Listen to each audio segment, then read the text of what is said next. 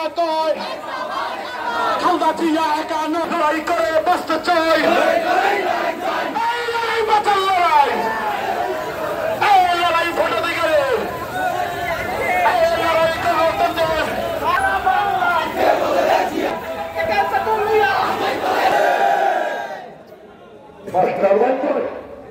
ষোলো বছর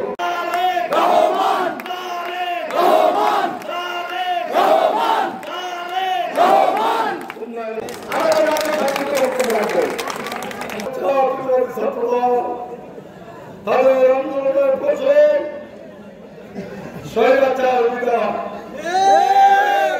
আমি বলতে চাই আজকে ছাত্র সমাজ দাঁড়িয়ে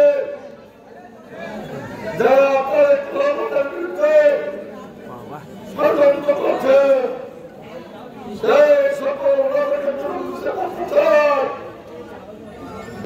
আপনারা 17 বছর রাজপথে ছিলেন না,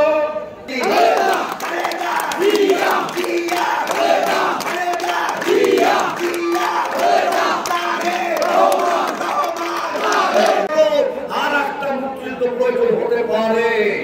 আমরা কিন্তু প্রস্তুত রয়েছি, তাই তো আমরা স্লোগান দিলাম আবু সাইদ যুদ্ধ শেষ হয় নাই, যুদ্ধ এই যুদ্ধ কিন্তু এখনো শেষ হয়নি।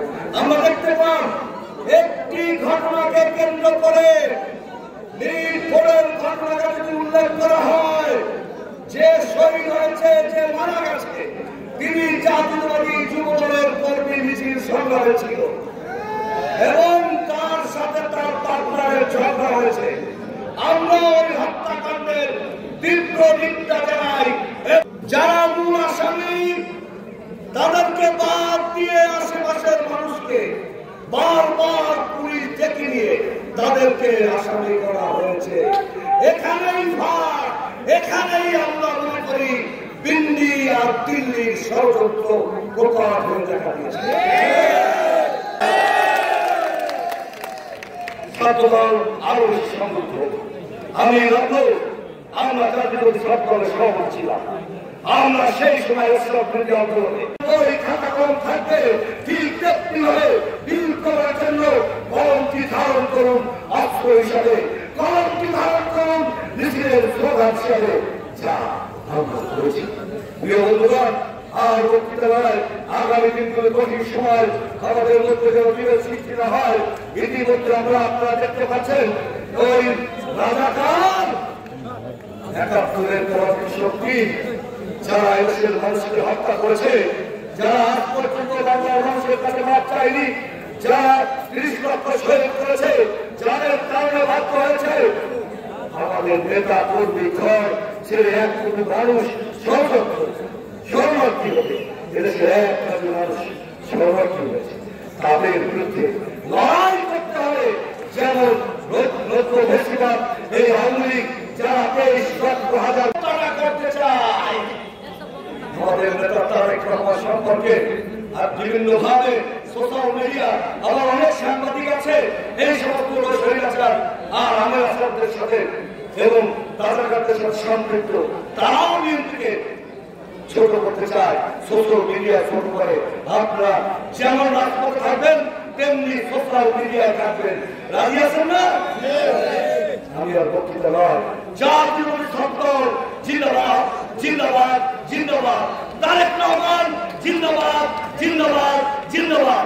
খালেদা জিয়া জিন্দাবাদ, জিন্দাবাদ, জিন্দাবাদ। আমরা আমাদের পরিচয় গোপন করে সংগঠন করিনি, আমরা কিন্তু রাজপথে আমাদের পরিচয় প্রকাশ করে সংগঠন করেছি। যদি না করত অনেকের পরিচয় কিন্তু আর প্রকাশ করত না। যদি এই যে ফেতিবাদের যদি পতন না হতো, অথচ আমরা আমাদের জীবনের মায়া ত্যাগ করে রাজপথে আমাদের পরিচয় দিতে আমরা গর্ববোধ করতাম যে আওয়ামী ফেতিবাদের বিরুদ্ধে আন্দোলন করতে গিয়ে রাজপথে আমার অনেক সহযোদ্ধার শহীদ হয়েছে, অনেকে আমি সহ অনেকের কারাবরণ করেছে, রাজপথ থেকে গ্রেপ্তার হয়েছে। আমরা কোনো গুপ্ত সংগঠন না। এই বাংলাদেশে একটি গুপ্ত বাহিনী আছে যারা প্রায় 2 বছর স্বাধীন